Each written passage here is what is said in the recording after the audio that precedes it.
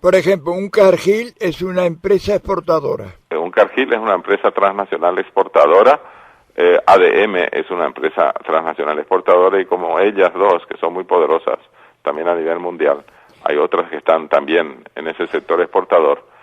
Hay que saber distinguir las circunstancias que rigen en cada segmento. Una cosa son los productores. ¿Los productores cuánto tendrían que pagar por la producción de grano de soja? Así como están las cosas, ellos, si pagan las leyes vigentes, es decir, si pagan los impuestos establecidos por leyes vigentes, están pagando por debajo del 13%. Es difícil encontrar un promedio porque depende mucho de cómo se calcule eso.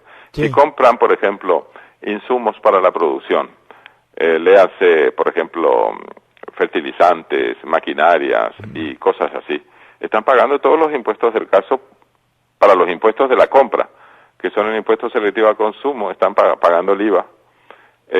Pero cuando venden también tendrían que pagar IVA, ¿verdad? Sí. Y allí no solamente eso, sino que va a depender de qué tipo de establecimiento sea. Una cosa es una persona física, otra cosa es una persona jurídica, y otra cosa es una persona física y una persona jurídica que solamente cultivan y cosechan y venden al acopiador, y otra cosa es una persona física y jurídica que es también acopiador, y otra cosa la persona jurídica que se dedica a la exportación.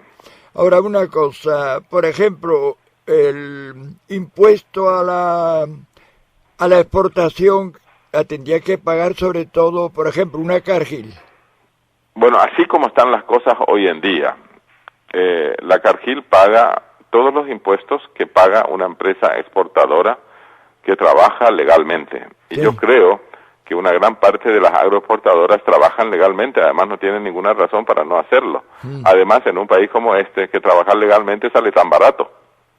Entonces, con un impuesto inmobiliario que cobran, pero literalmente, unos pocos guaraníes al año, con el impuesto selectivo al consumo que está tan bajo, igual el IVA tan bajo, la mayor tasa del IVA es el 10%, y si aparte de eso están pagando las tasas del IRASIS, que es el impuesto a las rentas de las actividades comerciales, industriales y de servicios, y ellos están pagando, si reinvierten las utilidades, el 10%.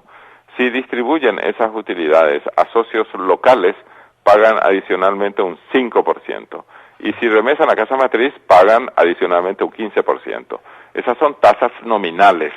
Si son tasas reales, o sea, las que se pagan efectivamente, esos tres segmentos pagan 10%, 14,5% y 27,3%. Yo creo que las empresas transnacionales están pagando todos esos impuestos porque no hay razón para evadir. Los impuestos son muy bajos. El gran tema de la evasión puede darse a través de mecanismos sutiles de evasión tributaria, es cuestión de investigar eso. Por ejemplo, que suponiendo que entrara en vigencia el impuesto a la exportación de granos en estado natural, que ellos retengan el impuesto y que no transfieran todo ese impuesto al Ministerio de Hacienda, porque una parte de ese impuesto ya retenido corresponde a fábricas que procesan internamente la soja en aceite de soja y que por lo tanto no necesita pagar ese impuesto del 5%, corremos el peligro de que las empresas transnacionales se queden con ese 5%. Adicionalmente, hay que investigar en el caso de las empresas transnacionales la evasión que se practica a través de precios de transferencia, se llama. Es una jerga técnica que significa manipular los precios de importación y de exportación, colocando las ganancias en un lugar o en un país en vez de otro, y con eso paga menos impuestos.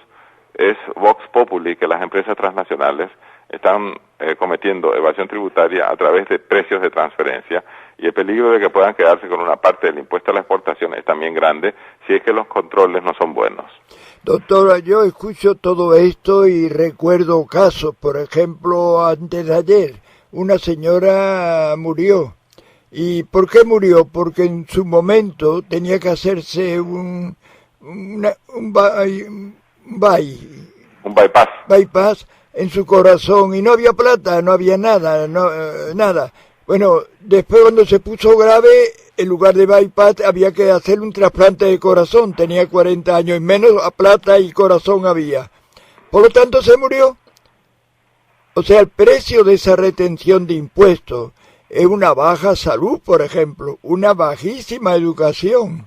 Efectivamente, y además la falta de recursos impositivos en el Ministerio de Hacienda para atender los casos extremos de gente que muere con hipodermia porque no tiene que abrigarse, y de la cantidad de gente que hay que no tiene lo suficiente para comer, y de la gente que hay que con estas temperaturas no tienen techo.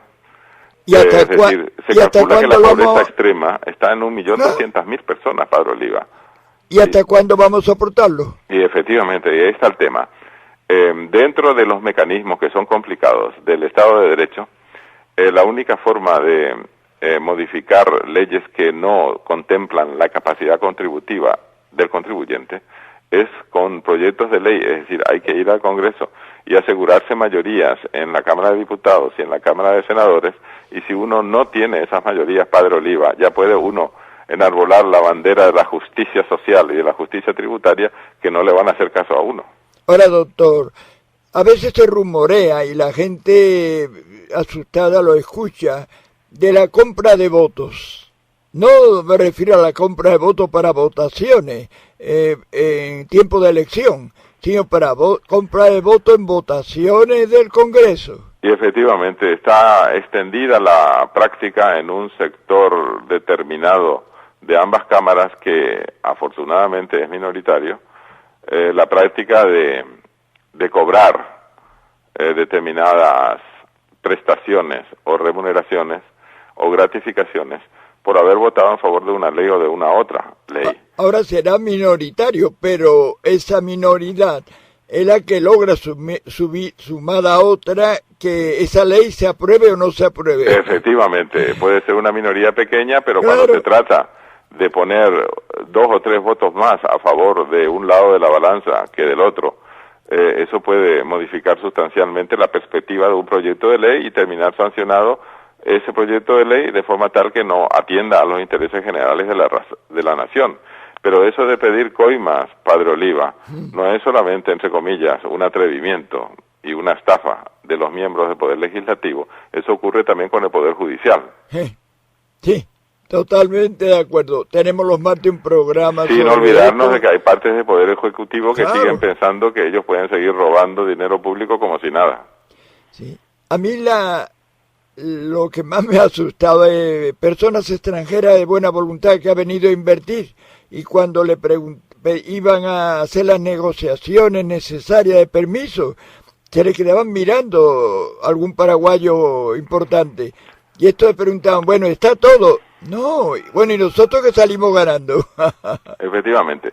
Eso que hemos dicho, Padre Oliva, sin olvidar que hay gente que legalmente gana de 40 a 60 millones de guaraníes mensuales, que es una gran parte de los diputados y senadores, y otra gente más privilegiada aún que gana de 40 a 90 millones de guaraníes legalmente, y son la mayor parte de los directivos y consejeros de la Itaipú Binacional y de Yacyretá. Qué bárbaro. Bueno, y mientras tanto la ciudadanía, ¿qué pasa? ¿Duerme? Y bueno, hemos leído en estos días en la prensa que parte del gabinete del próximo gobierno tuvo que dirigirse a la gente que tiene pobreza, que está en pobreza extrema, para decirle que por favor tengan comprensión que ellos no van a tener dinero para atender sus necesidades. Sí, Tecopora lleva 4 meses sin cobrar en Puerto Casado, por ejemplo. Ayer me enteré por teléfono. Y seguro que hay muchos otros ejemplos. Es decir, mientras nosotros todos, como dice la introducción de este programa, no nos pongamos a trabajar nacionalmente con conocimiento técnico y no nos tomemos tiempo para educar a todos los que toman decisiones en representación nuestra y a establecer sanciones a los que no lo hagan, y esta sociedad va a seguir permaneciendo una maquinaria automática reproductora de pobreza y de miseria. Bueno, doctor, he tenido mucho tiempo, pero impresionante esto, y tenemos que concienciarnos de que la ciudadanía tiene que actuar de alguna manera. Si hemos encendido el debate en torno a estos temas, ya hemos hecho un pequeño aporte, Padre Oliva, a que la ciudadanía se despierte del letargo. Ojalá. Buenos días, entonces. Buenos días. Muchas gracias, doctor, por todo lo que he hablado. Ha sido un gusto. Muchas gracias.